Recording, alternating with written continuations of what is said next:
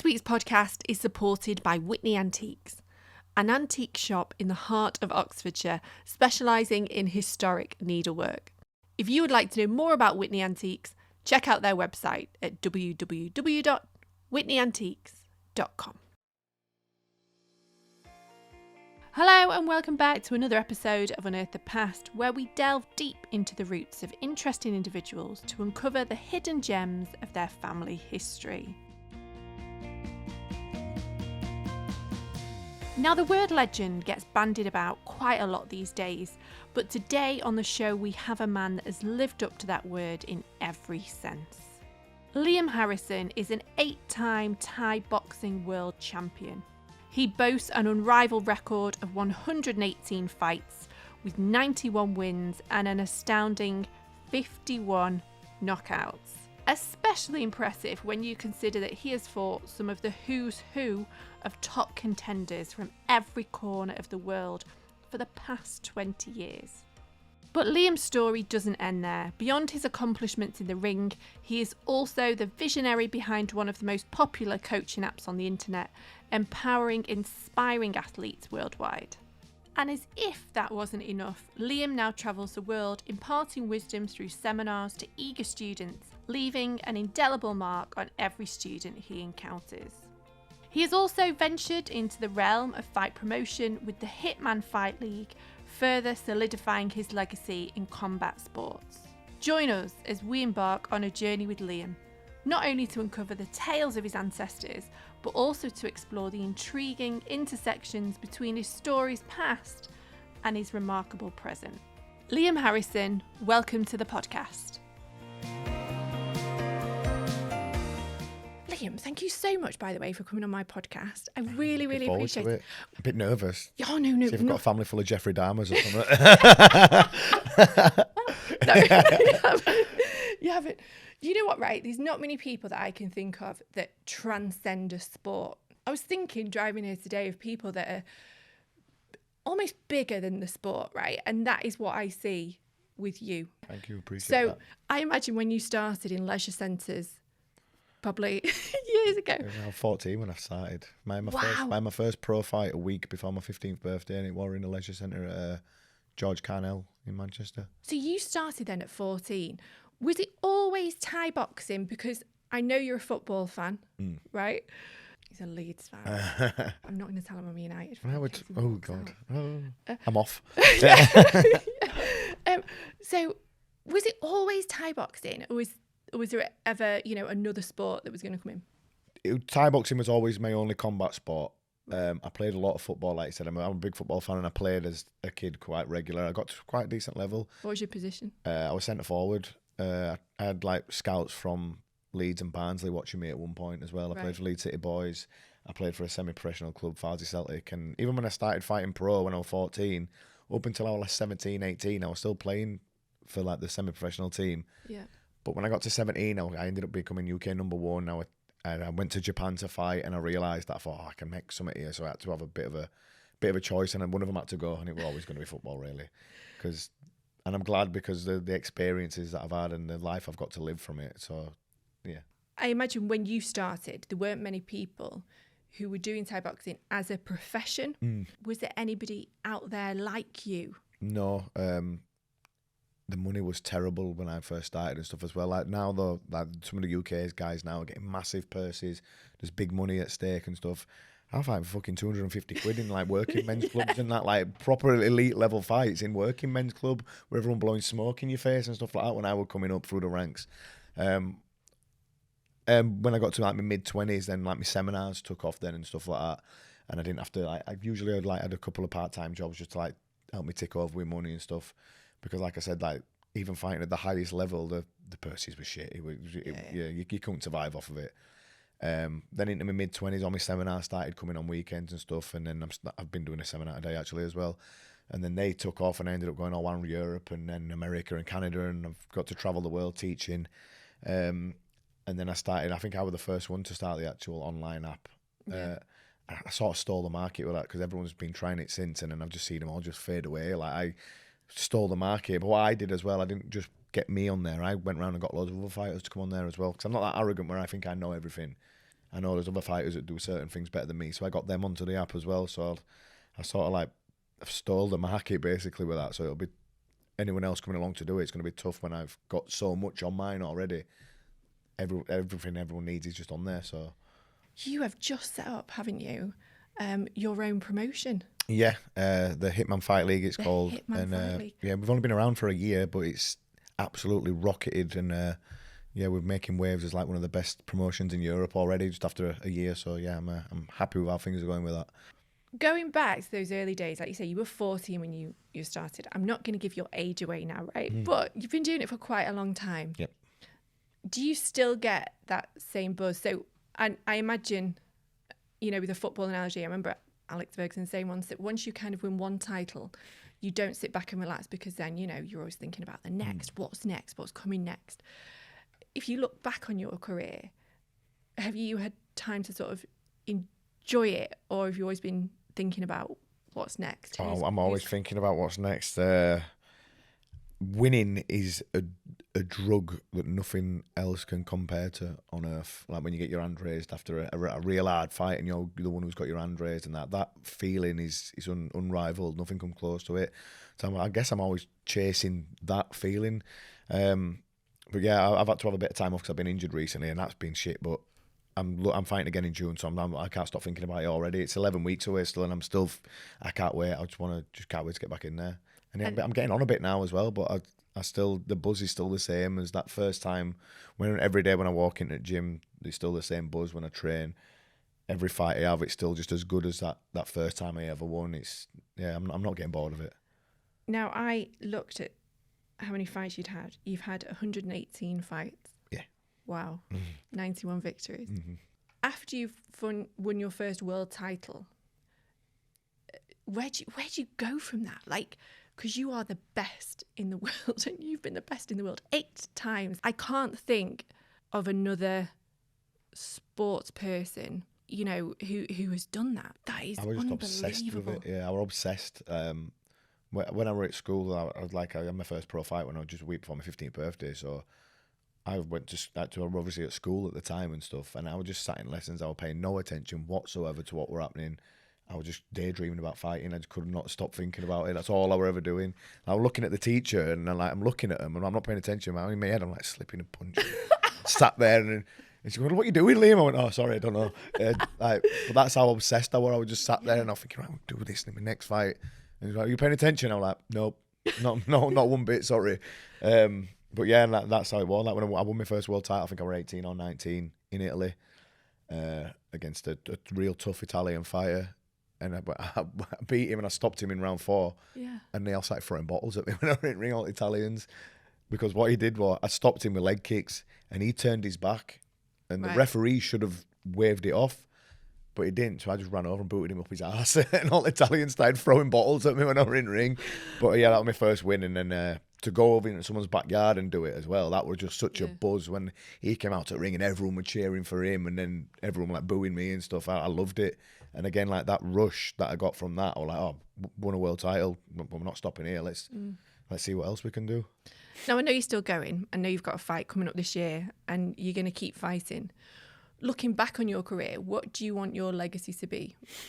I've already mentioned that I think you're a trailblazer, and I think you've paved the way for other fighters now coming up, especially in terms of money, in terms of, I think, the treatment of fighters. But what do you want your legacy to be? I just want to be remembered as that guy who, like, always used to like bring entertainment and value for money when I used to fight. I'm always be involved in the fight of the night and always exciting. And yeah, I want to be able to inspire. I want people to look and see, oh, that's just a kid from a council estate in Leeds who's really made something of himself and stuff like that. So yeah, just that really.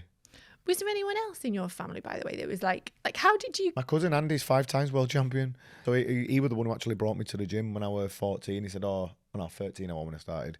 And he said, oh, I'd never even heard of Thai boxing. I didn't even know what it was, because all I were interested in at the time was football. Yeah. And he was like, oh, I've just started this new sport. Do you want to come down? I said, it's Thai boxing. I said, what, like kickboxing? He went, no, it's different. And I'm from a bit of a rough area, so I thought, what I'm doing, what I'm like, because you can't fight where I'm from. You'd get eaten alive. Yeah. So I walked in at the gym, and the first time I walked in, and that gym where I train now, I've trained there for all my career. That started in 1992. I went there in 1998, and when I went, they had loads of British champions and European champions. And I remember I walked through the gym doors for the first time, and I'm like, Jesus Christ! I'm like, what's this? And I seen them all kicking the pads and being rash, rash, rash, and all this noise and the smell of the boxing oil and all that. And the gym we're in is a bit of a shithole, but it's like a Rocky gym. It's like no rundown and like just hard work goes on there. And I remember walking in for the first time thinking, wow, what is this? And yeah, that was I was just hooked. That was it. Right, well, should we delve into your family tree? Let's right? go. So we're going to start your tree then, Liam, with your great-grandfather, Albert Harrison. He was born in 1908. And just before the war, in 1939, we have something called the 1939 Register. And I found him on the register. He's living at 16 Neville Walk, and he's employed as a labourer. I can say that you are definitely, on your dad's side, Leeds. Yeah. What does Leeds mean to you? Have you got... Yeah, I'm a big football fan as well. Yeah, I love the football team. My dad's a big football fan, so my granddad. Yeah, I love Leeds. I love that. We're from a bit of a rough area, and that LS9 it's renowned for being a bit like rough and ready, and that where we're from. But yeah, I love it around there. Well, that's good because, as I say, the Harrisons lead through and through. So I found Albert on the 1939 register. Also at the address is his wife, Ada Booth, and his mum, Teresa. Then the next record that I found him on was something called the 1921 census. And he's living with his mum, Ada, his dad, James, and his two brothers. And they're living at 10 Greenfield Terrace. Now, I know that the family must have moved to that address sometime before 1918 because I managed to find Albert's dad, which would be your great-granddad. I managed to find his World War I record. Oh, wow. Which I was going to show you. So he was in the RAF. Did you know any of your ancestors, Liam, had been in the war? No. I think I met my great granddad one time, I think. Did you? I think when I was really young. Right, okay. That's pretty cool, that, isn't it? James Harrison, Liam's great-great-granddad, was born in Leeds in 1871. His World War I service record reveals that he joined the RAF on the 11th of July 1918 as an aircraft hand. He is described as being 45 years old, 5'4" 3/4", with a ruddy complexion and light brown hair. His character is described as very good. His service record reveals that he served in France between the 2nd of August 1918 and the 30th of January 1919. During this time, the RAF were taking part in the Battle of Amiens, which began on the 8th of August to the 11th of August. This was when over 1,900 aircraft joined over 500 tanks from the Tank Corps and more than 2,000 guns from the Royal Artillery to launch a joint offensive against the Germans at the River Somme, just to the east of Amiens. This joint attack was the first of the 100 Days Offensive, which was a series of joint Allied attacks, which would eventually lead to the end of World War I on the 11th of November, 1918. Now, he is not the only one of your family to be involved in the war effort. In fact, all your great-granddads are involved in some fashion in World War I, as you probably would expect. Yeah. Sticking with James Harrison, Liam's great-great-granddad, the next record I have for him prior to the war is the 1911 census. On this census, he is living with his wife, Teresa Wood, and his 7 children in a 2-up, 2-down terrace on Beckett Street. He is also working as a general labourer at the local soap work, a job which he held for the next decade. Now, unfortunately, I wasn't able to confidently go back past James with the paper records. And that's because I am not 100% sure who his father is. On his marriage to Teresa Wood, the father is listed as James Harrison, a greengrocer. His birth certificate doesn't list a father's name, but his mum is listed as Anne Harrison, and the address they are living at is East Street. Once I got the address, I decided to search East Street on the census. And in 1871, I find a young James, his mum Anne, and his siblings all living on East Street. However, they do not have the surname Harrison, they have the name Oddie, and the head of the household is a James Oddie, Anne's husband, and he is a greengrocer. All the children also have the surname Oddie. So, could James Oddie, the greengrocer, be James Harrison's dad? Well, we'll never know, not unless the closest person living to James Harrison takes a DNA test. Going back to Albert Harrison, which is your granddad, he marries a lady called Barbara Woodhead. Yeah. Yeah? Grandma Barbara, Do those names familiar for you? Yep. Now, Barbara's parents were called Tom and her mum was called Edith. Yeah. Yeah? Do you remember Edith? Yeah, I remember Edith. We're going to stick with Edith's line, if that's all right for the time being. Edith Keedy, Liam's great-grandmother, was born in 1920 in Leeds. She's the daughter of Nellie and James Keedy. James, Liam's great-great-granddad, was born in 1889 in Leeds, and he spent his young years working as a glassblower. Glassblowing has been on the Keedy side of Liam's tree for generations. The first physical record I have that mentions the profession is Liam's 5 times great-granddad James Keedy's apprenticeship indenture contract. James was born in Newcastle in 1795, and his indenture record from when he was 14 states that his apprenticeship would last 7 years. In that time, he would be paid 3 shillings 6 a week for the first year, rising to 8 shillings per week in year 7. It was his son, also called James, that moved the Keedys from Durham via Rotherham and then to Leeds. The last of the Keedys to be involved in the glass industry was Liam's great-great-granddad James. He worked for Lax and Shaw, a Leeds glass company founded by Thomas Lax and John Shaw in 1891. By the time we get to the start of the 20th century, the profession that had been in the Keedy family for well over 100 years was becoming increasingly more unstable. Competition from abroad and advances in technology, which led to the mechanisation of glassblowing, meant that glassblowers like James were increasingly out of work in the lead up to World War I. In 1914, at the start of World War I, James and his 3 brothers, Arthur, Thomas and John, all sign up. James signs up in Leeds on the 19th of December 1914 and joins the Royal Field Artillery as a gunner. At the time of his enlistment, he's 25 years old and working as a glassblower. James's older brother Arthur signs up at the end of November 1915 and he joins the Yorkshires before being transferred to the Royal Engineers. The youngest 2 brothers, Thomas and John, also join the war effort. Thomas signs up in 1914 and he joins the 6th Battalion of the Yorkshire Regiment, known as the Green Howards. John, the youngest of the 4, signs up to the West Yorkshire Regiment and he quickly rises up the ranks and by 1916 is a sergeant. James, Liam's great-great-granddad, Arthur and John all saw active service in France during the war. However, Thomas's military career took a different path. Thomas remained in Britain for training for most of 1914 and for the first half of 1915. On the 3rd of July 1915, the battalion leaves Liverpool and embarks on a 7-day journey to Mudros, which was an Allied camp in Greece. The battalion were about to play their part in one of the worst fronts of World War I, Gallipoli. Attacking Gallipoli was seen as a strategic battle that would relieve pressure off Britain's ally, Russia.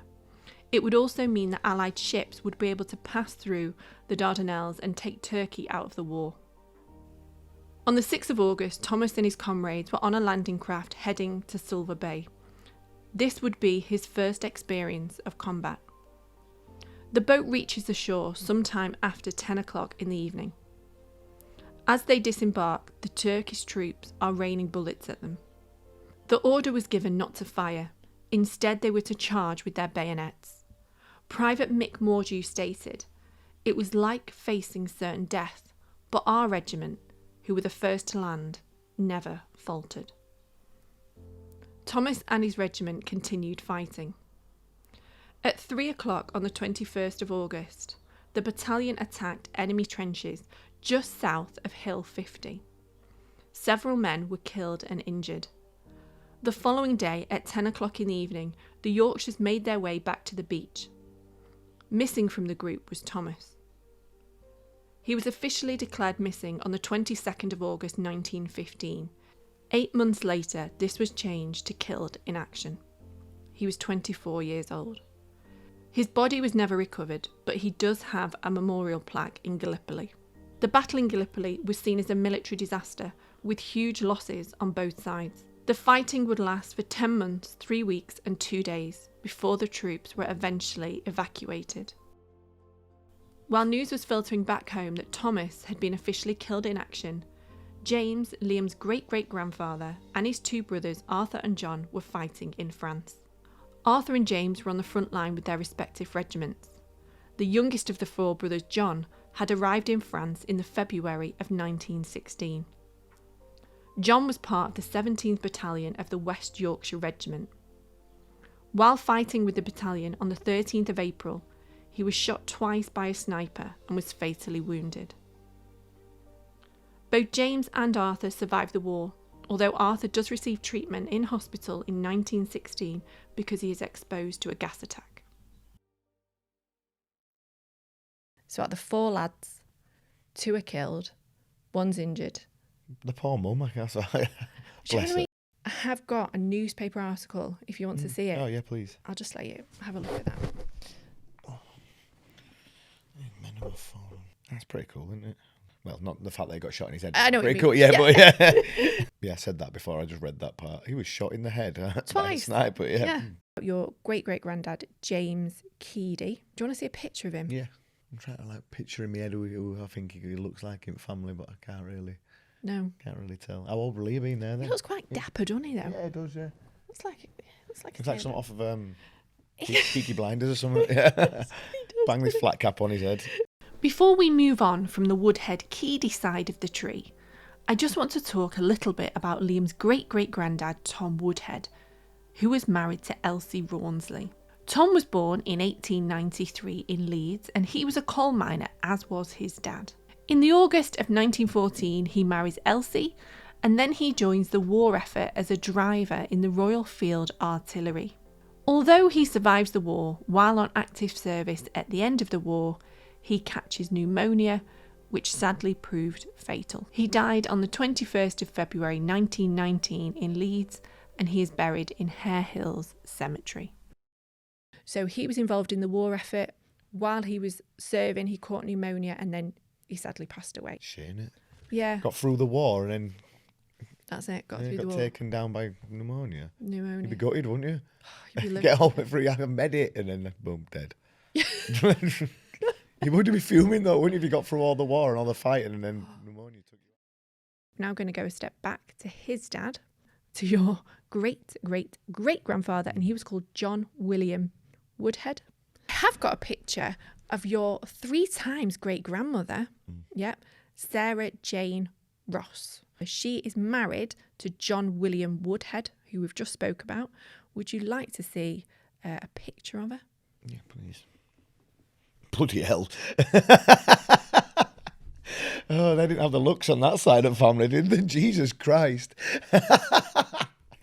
That's a belter. So I'm going to ask tentatively, does she look like anyone in the family? Let me have a look. I don't know. No. Sorry to interrupt the podcast, but this will only take 60 seconds. Now, as many of you know, I'm a proud supporter of the Power of One, which is an amazing organisation that supports women across the globe who have dedicated their lives to animal rescue. One organisation that we are supporting is Animal Friends of Turkey. This UK registered charity, founded by the brilliant Carol Holbrook, has a simple aim, and that's to find a way of offering loving and caring family homes in the UK for the abused and abandoned street animals in Turkey. Currently, the charity is desperately trying to expand one of their sanctuaries run by Brenda Gibson, so they can provide a safe play area, home experience, and more secure enclosures for the dogs in their care. In order to do this, they need to raise £9,000, and they are totally reliant on public donation. Now, I know times are tough, I know times are hard. If you could donate anything, £1, £5, that would be great. But if you can't,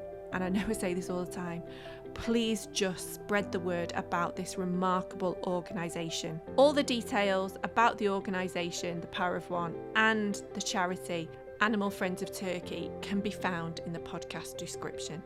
Thank you so much for listening. Now back to Liam's family tree. I'm just going to delve then into your mum's side of the tree. It's hard work because they're all over the place. Your mum's dad is all Scotland, Yeah. right? Dundee. Yeah, Dundee. All Scotland. Your mum's mum is Somerset. Yeah. Yes. Yeah. Did you know that? Yeah, and they just live near Wookey Hall.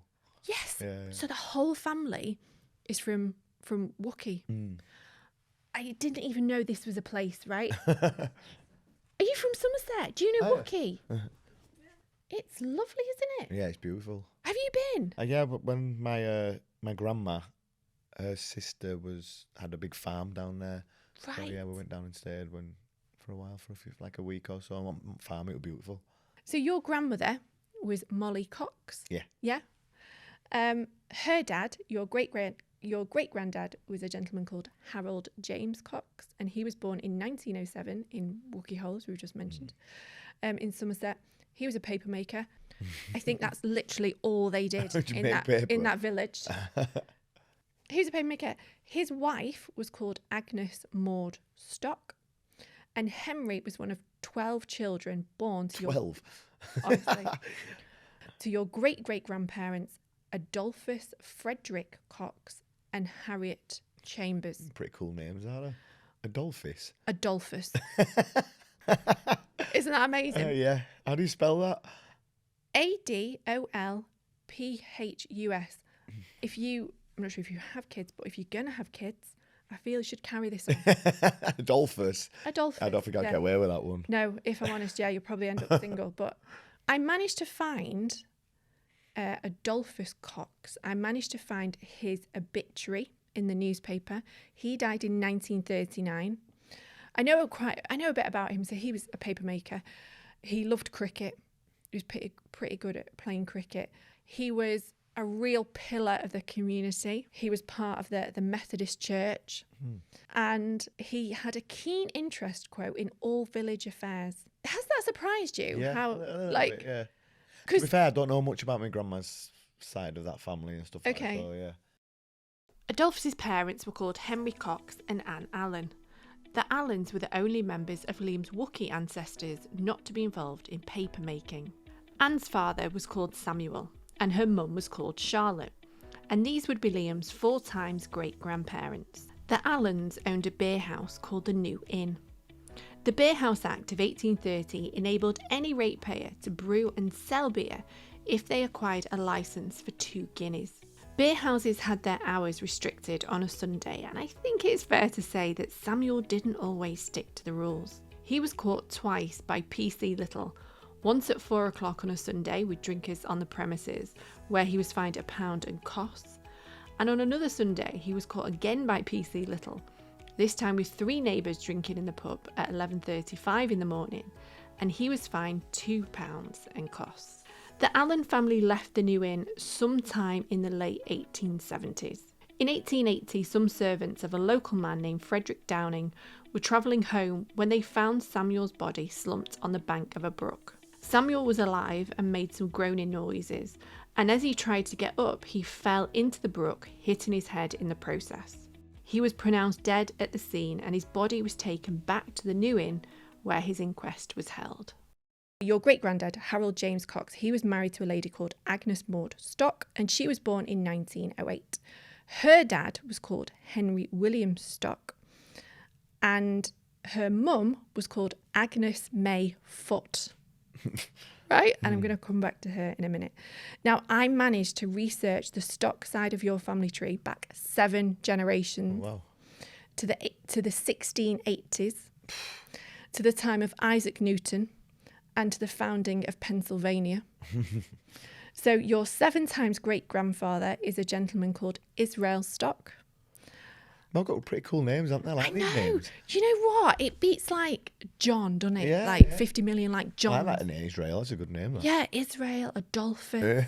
If we just come back down a bit more into the present and we go to your 4 times great-grandfather, he was also called Israel Stock, which was why I was able to find him, because everybody's called Israel. Right. He was born in 1808, and shock horror, he was a papermaker. I did find, though, with him, I found him on a few census records saying that he was a papermaker. And he was, as I mentioned, he was born in 1808, but he died in 1852. And I thought to myself, that's quite young, isn't it, to die? So I did manage to find what happened to him. And I discovered that he was actually admitted to the Somerset County Lunatic Asylum.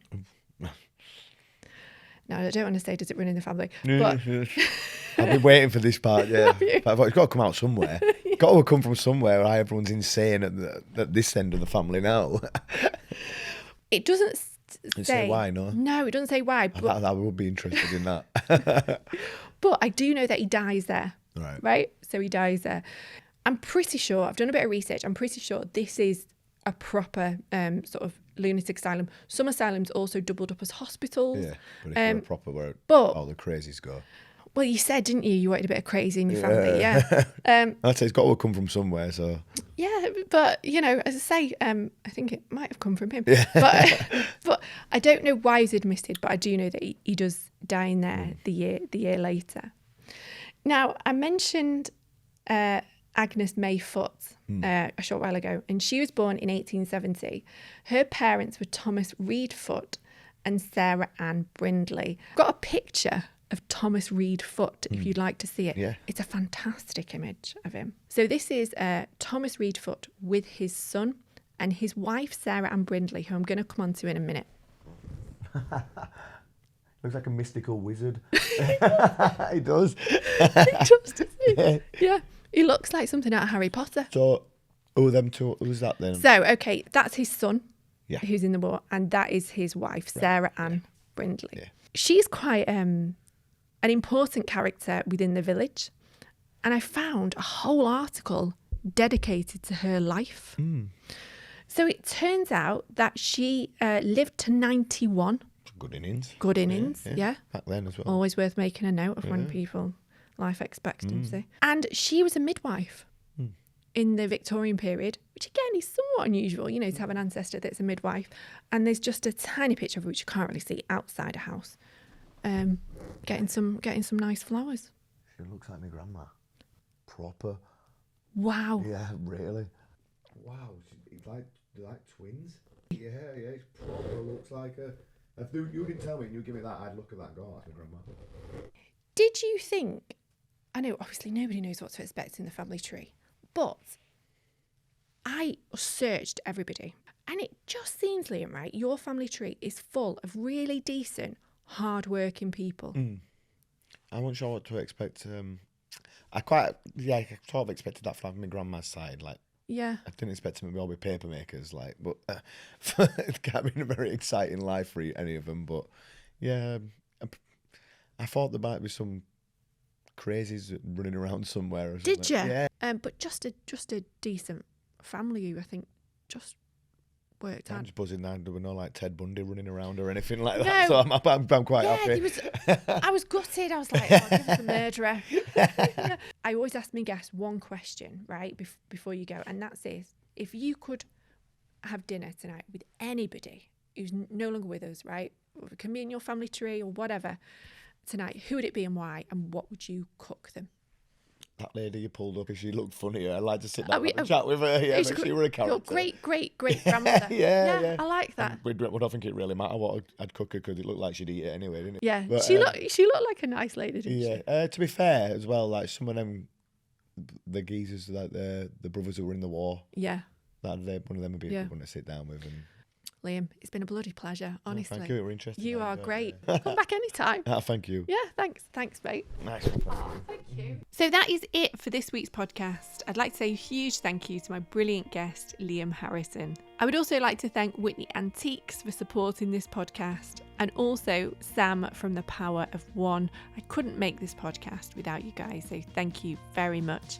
Details about Whitney Antiques and The Power of One can be found in the podcast description. Research assistants on this episode, as always, are the fabulous Javeri Salim and Lucy Stott.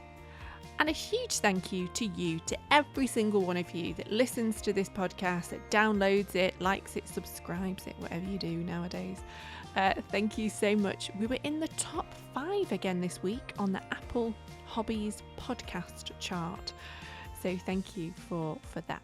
If you want to contact me about any aspect of the podcast, you can do so via my website, which is www.michalahume.com. If you want to contact me regarding research, you can do so via my research company, which is www.rosthornresearch.com. Have a great week researching, folks. See you next week.